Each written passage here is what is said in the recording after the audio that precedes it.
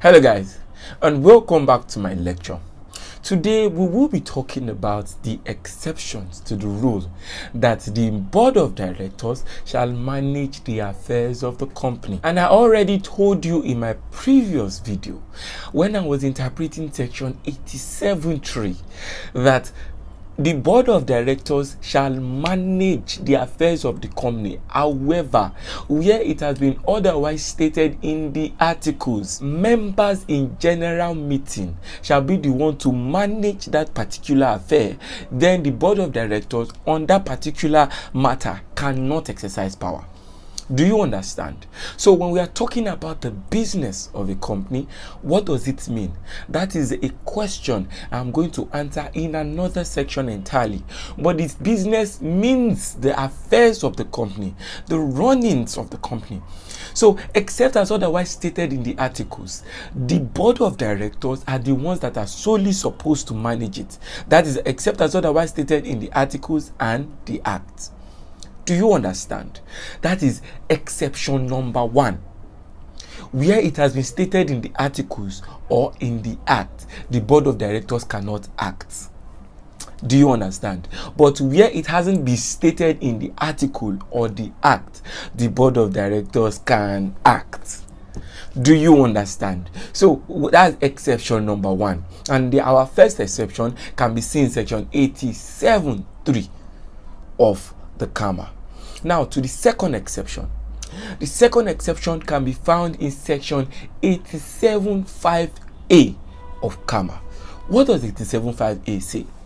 It says, notwithstanding the provision of subsection 3, the members in general meeting may act in any matter if the members of the board of directors are disqualified or unable to act because of a deadlock on the board or otherwise. Now, section 87 subsection 5 gave us 3 additional exceptions, 3 in 1 section.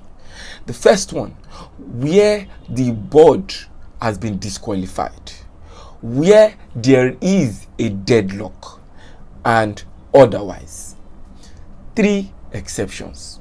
Now when we start with disqualification, you have to go to section 283.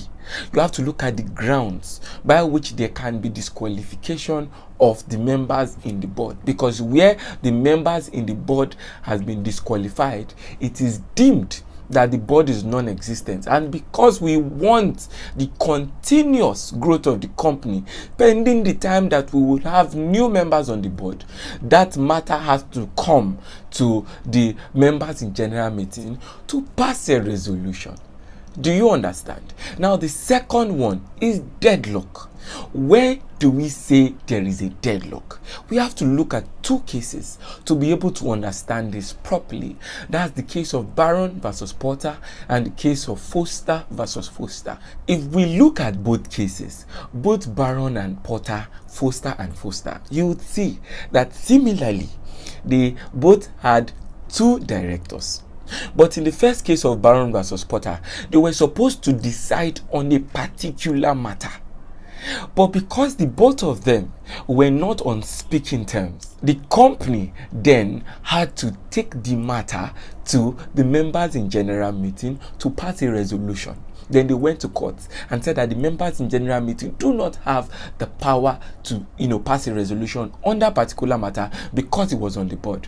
But the court held in the case that yes, the power is in the board, but where there is a deadlock on the board because they were not on talking terms, so they could not meet for a proper meeting and they could not pass a resolution, therefore for that purpose they are a non-existent body because you can't act.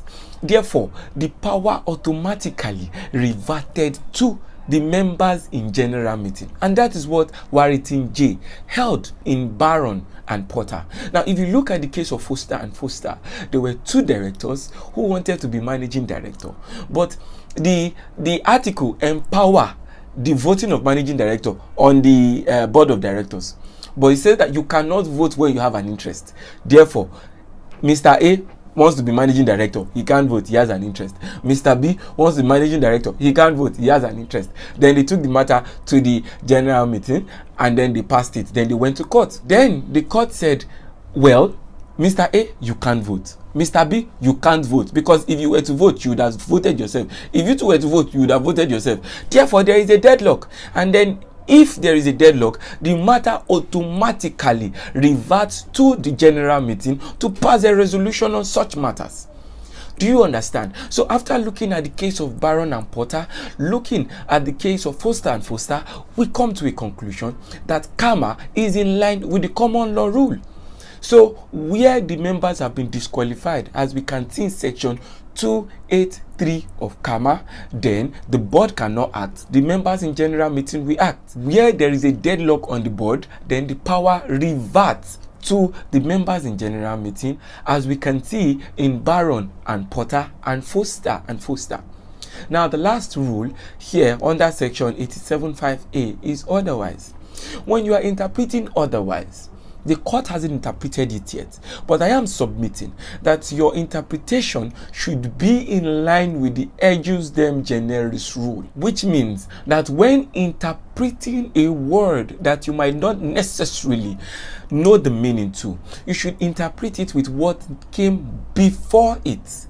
So we have seen disqualification, we have seen deadlock. Now we are seeing otherwise. Otherwise must be interpreted in situations that must surround disqualification and deadlock, not something else that is totally not part of what we are talking about. Do you understand? That is the ejus dem generis rule in interpretation of statutes. Though there are no cases on it yet, but the submission is that you interpret it in line with the ejus dem generis rule. And we have interpreted 4 exceptions today. The first one can be seen under section 87.3 that talks about the powers of the company, that's to manage the business, given to the members in general meeting by the act or the articles. The second is under section 87.5a that talks about the powers of the company, that is to manage the business, given to the members in general meeting where there has been a disqualification, number 2, or a deadlock, number 3, or otherwise, number 4. So in my next lecture, I'll be talking about the 3 other exceptions, because there are 7 in total. I'll be talking about the 3 other exceptions to the rule that the board of directors are the ones to manage and control the business of the company. See you in my next class.